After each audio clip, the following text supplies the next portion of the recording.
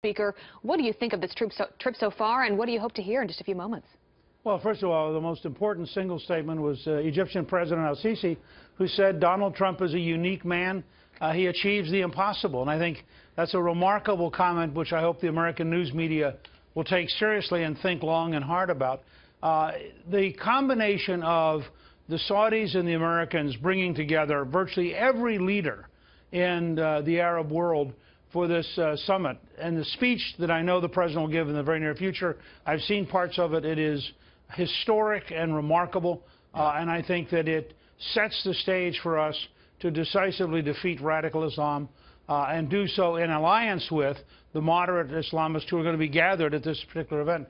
Finally, of course, if you're the president and you're worried about jobs, the various contracts they're signing are extraordinary steps towards helping the American economy keep growing. Right. That underlines this entire speech, this entire trip. It's the business interests of this region, of course. I want to get your take on this. You mentioned some of the excerpts of the speech that you've been reading, that we've been playing and talking about this morning.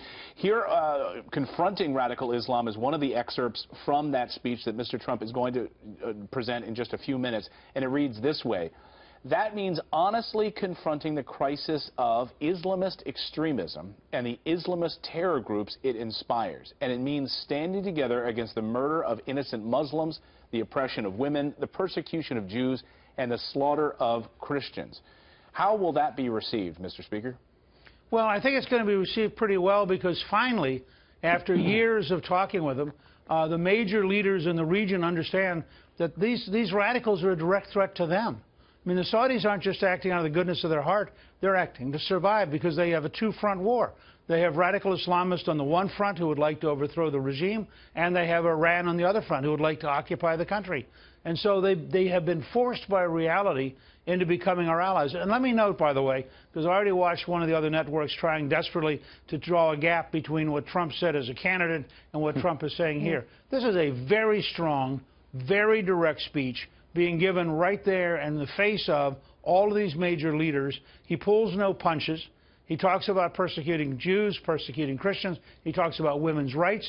And he uses the word Islamist, which is technically the right word, because it refers to the political movement, not the religion.